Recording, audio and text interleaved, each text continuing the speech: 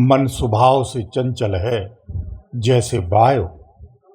वायु की जिसे दिशा दी जा सकती है रोका नहीं जा सकता है, ऐसे ही मन को दिशा दी जा सकती है, रोका नहीं जा सकता है। इसलिए मन को रोका नहीं जाता, बांधा नहीं जाता, उसे एक लक्ष्य दिया जाता, उस लक्ष्य के पीछे उसे दौड़ा दिया जाता है। जब इसके बस की करने की बात आती है, इसे अभ्यास से और वैराग्य से बस में किया जा सकता है। इसलिए नित्य अभ्यास आवश्यक है।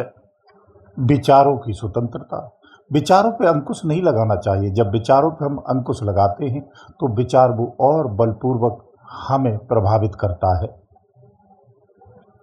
दूसरा, सांसों पर ध्यान देना चाहिए। सांसों के अभ्यास से सबसे बड़ा ये अंकुश है, ये संतुलित भी होता है, कंट्रोल में भी आता, आपके पूरे बस में हो जाता है। ठीक उसी क्षण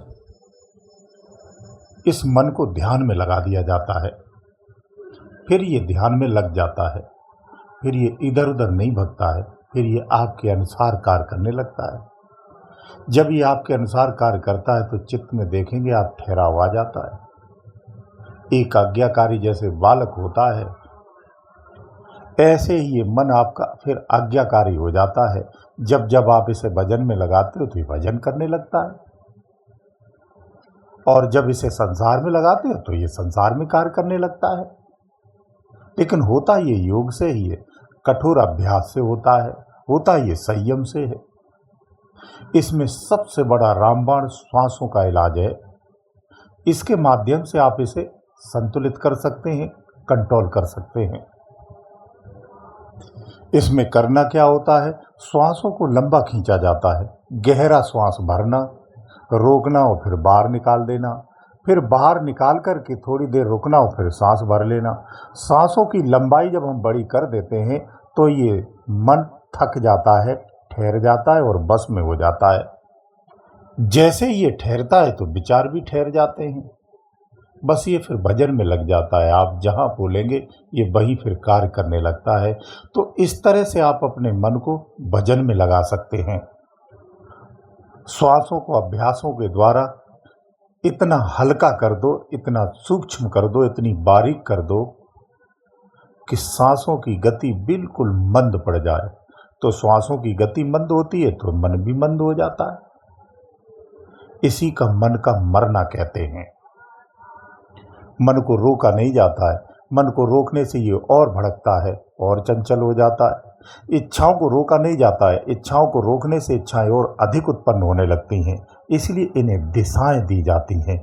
दिशा देने से ये संतुलन में आ जाते हैं और सही कार्य करने लगते हैं। आपके प्रयास से जब ये मन अंतर के आनंद को चख लेता है, वहाँ के रस को एक बार चख लेता है, फिर ये मन संसार में भटकता ही नहीं है। फिर इसे आपको संतुलित करने की आवश्यकता नहीं होती है। ये फिर बार बार अंदर में ही स्थिर होता है। फिर इसे संसार की तरफ आप लाते हैं तो ये क्षणिक में ही वापस चला जाता है, उल्टी स्थिति हो जाती है। फिर इस तरह से मन आपका आज्ञाकारी नहीं परम संत हो जाता है, ज्ञानवान हो जाता, विवेकी हो जाता है। इसे आत्मज्ञान हो जाता है, यानी आपका मन आत्मज्ञानी हो जाता है। अगर इसे बाहरी ज्ञान से सुशोभित करते और ज्ञानवान बनाते तो इसकी चंचलता नष्ट नहीं होती है, ये शांत और धीर नहीं होता है, इसके अंदर धैर्य नहीं होता है, इसके अंदर में एक भी आध्यात्मिक क्वालिटी नहीं आती है। ज्ञानवान तो हो जाता है बाहर के अध्ययन करने से, सत्संग सुनने से, लेकिन इसके अंदर में अध्यात्म का एक भी गुण जागृत नहीं होता है। ये वैसा ही चंचल बना रहता है, पाप कर्मों में लिप्त बना रहता है, झूठ बोलने के लिए आपको आतुर करता है, कुमार्गों पर जाने के लिए भी आतुर करता है, विषयों में आनंद लेना नहीं छोड़ता है। इसलिए बाहरी ज्ञान से आप अपने मन को पवित्र नहीं कर सकते हैं, प्रेरित कर सकते हैं अंतर के ज्ञान के लिए। जब अंतर में ये जाने लगता है तो अंतर का ज्ञान होता है तो इसके अंदर में अध्यात्म के सारे लक्षण आ जाते हैं। इसका चरित्र बदल जाता है, इसका स्वभाव बदल जाता है, इसकी आदतें बदल जाती हैं। फिर ये चंचलता छोड़ के भजन में लग जाता है, नित्य क्षण भजन करता है।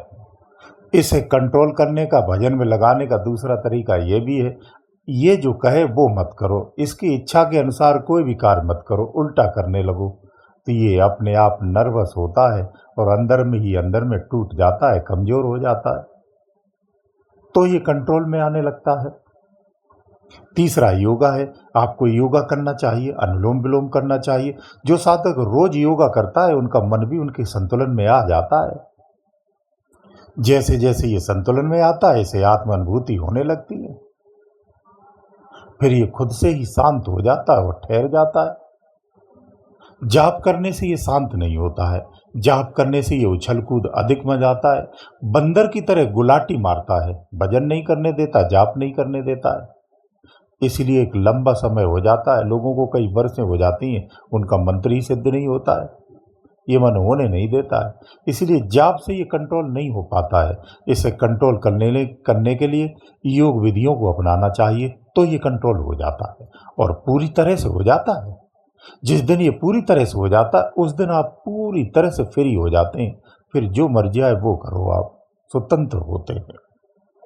तभी जाकर के आपके चित्त में ठहराव आ जाता है, एक शांति आ जाती है, एक आनंद की स्थिति बन जाती है, स्वभाव आदत विचार सब बदल जाते हैं। ये स्वतः से बदलते हैं, बदलना नहीं पड़ता है। कुछ लोग बदलने में लगे रहते हैं, बदला नहीं जाता, ये अपने आप बदलते हैं। जब इसकी मास्टर चाबी आपके हाथ में आ गई तो सब कुछ बदलना है निश्चित है। तो इस तरह से आप मन को भजन में लगा सकते हैं। गुरुदेव दयालु।